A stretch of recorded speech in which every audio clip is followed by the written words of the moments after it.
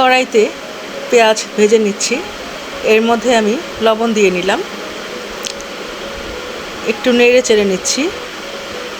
এখানে আমি চিংড়ি মাছ কুটে ধুয়ে পরিষ্কার করে নিয়েছি, সেটাও দিয়ে দিলাম। ভালোভাবে ভেজে নিচ্ছি।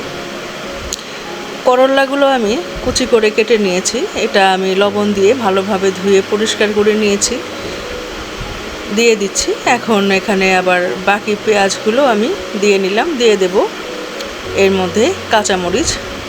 বাস হয়ে গেল আমার করলা ভাজির সব উপকরণ।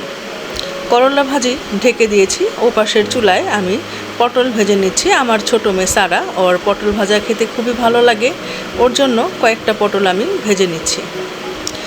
আর এখানে দেখুন আমার করলা ভাজি হয়ে গিয়েছে। এর মধ্যে কিন্তু আমি কোনো রকমের হলুদ মরিচের গুঁড়া ব্যবহার আজকে করিনি। বেশিরভাগ সময় আমি করলা ভাজিটা এভাবেই করে থাকি।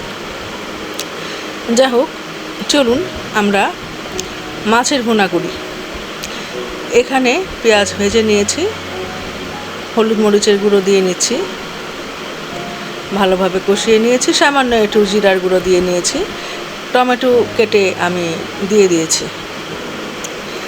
মাছগুলো আমি অফ ক্যামেরায় ভেজে রেখেছি, সেগুলোই এর মধ্যে দিয়ে নেব। আসসালামু আলাইকুম, কেমন আছেন সবাই? আশা করছি ভালো আছেন, সুস্থ আছেন। আমিও ভালো আছি, সুস্থ আছি। আমার ভিডিওটি যারা দেখছেন তারা লাইক কমেন্ট করবেন এবং ভালো লেগে গেলে সাবস্ক্রাইব করে নেবেন। যারা আমার ভিডিওটি স্কিপ করে দেখেন, দয়া করে আপনারা আমার ভিডিওটি দেখবেন না। আর যারা আমার ভিডিওটি সম্পূর্ণ দেখেন এবং লাইক কমেন্ট করেন এবং যারা সাবস্ক্রাইব করেছেন তাদেরকে অসংখ্য অসংখ্য ধন্যবাদ। কথা বলতে বলতে আমার রান্নাটি হয়ে গিয়েছে। এখন আরেকটি রান্না এখানে আমি করে নিচ্ছি। আমি ছোলার ডাল দিয়ে এখানে মুরগির মাংস রান্না করব, সেজন্যই পেঁয়াজ ভেজে নিচ্ছি। পেঁয়াজটা হালকা করে আমি একটু ম্যাশ করে নিয়েছিলাম, খুব বেশি না, হালকা করে একটু শিলপাটায় আমি এটাকে মিশিয়ে নিয়েছিলাম। জাস্ট একটু থেতো করে বলা যায়, ওইভাবে নিয়েছি। মুরগির মাংসগুলো পেঁয়াজের সাথে লবণের সাথে খুব ভালোভাবে ভেজে নিয়েছি। কালার চেঞ্জ হয়ে যাওয়ার পরে আমি এখানে আদা রসুনের পেস্ট দিয়ে দিয়েছি। ভালোভাবে ভেজে নিচ্ছি যেন আদা রসুনের বাটার মধ্যে যে কাঁচা ভাবটা আছে সেটা থেকে না যায়। এরপরে দিয়ে দিলাম জিরা, পেস্ট করে নিয়েছি আমি, পাটায় বেটে নিয়েছি, সেটা দিয়ে দিচ্ছি।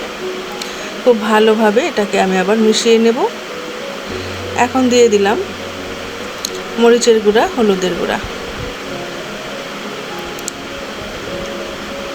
ভালোভাবে মিশিয়ে নেব। এখানে আমি একটু ধনিয়ার গুঁড়োও ব্যবহার করেছি। গরম পানি দিয়ে নিচ্ছি ভালোভাবে কষানোর জন্য। এখানে আমি খুব একটা ঝাল ব্যবহার করব না, হালকা ঝালে খাবারটা রান্না করব। প্রচণ্ড গরম পড়েছে, একটু ঝালটা কমই খাবো। দিয়ে দিচ্ছি গোটা গরম মশলা। ভালোভাবে কষিয়ে নিচ্ছি।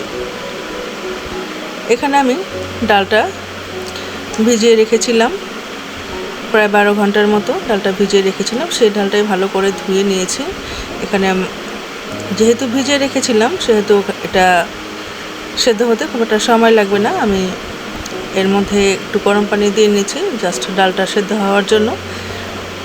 এই ডালটা রান্না করলে কিন্তু প্রচুর ঝোল কাটে, ঝোলটা শুকিয়ে যায়, সেজন্য একটু বেশি পরিমাণ পানি আমি দিয়ে নিয়েছি। ওটা হতে থাক।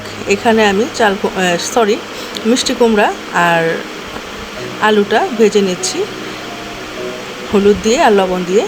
এখানে দিয়ে দিলাম পুঁইয়ের ডাঁটা, ভালো করে ভেজে নেব। এটা আমি রান্না করছি পুঁই শাকের ঘন্ট। কিন্তু আমার মেয়ে ক্যামেরাম্যান সারা, ও বলছে, মা এটা কিভাবে পুঁই শাকের ঘন্ট হবে? এটা তো হয়ে গেল পুঁই শাকের খণ্ড খণ্ড। মানে আমি পুঁই শাকটা ছোটো ছোটো করে কেটে নিয়েছিলাম, তো তখনও ওটা বলছিল, এখনও সেই কথাই বারবার বলছে। আমি ওর কথা শুনছি আর রান্না করছি। পেঁয়াজটা ভেজে নিচ্ছি।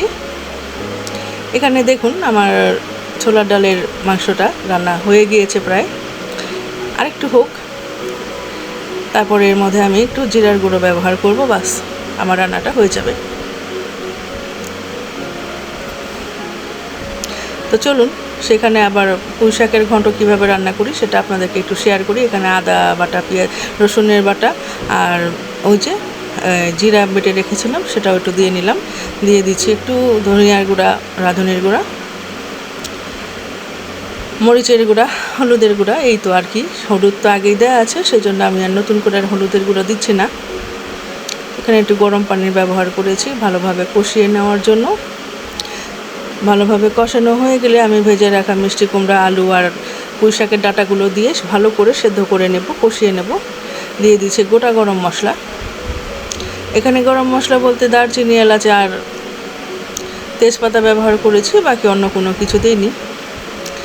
দিয়ে দিলাম ভেজে রাখা সবজিগুলো। এটাকে মশলার সাথে খুব ভালোভাবে কষিয়ে নেব।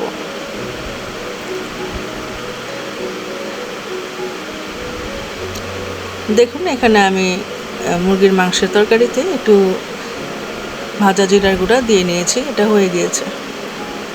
এটাকে আমি এখন রেস্টে রেখে দিয়েছি।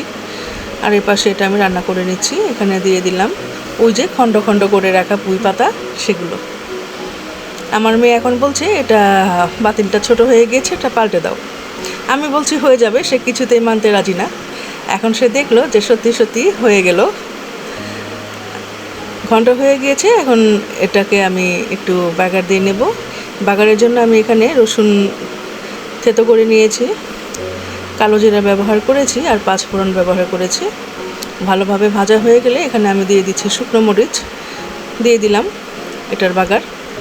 আমার পুঁই শাকের ঘন্ট রেডি হয়ে গেল। ভিডিওটি আজকে এই পর্যন্তই। আমি আপনাদেরকে অসংখ্য ধন্যবাদ জানিয়ে ভিডিওটি এখানে শেষ করছি।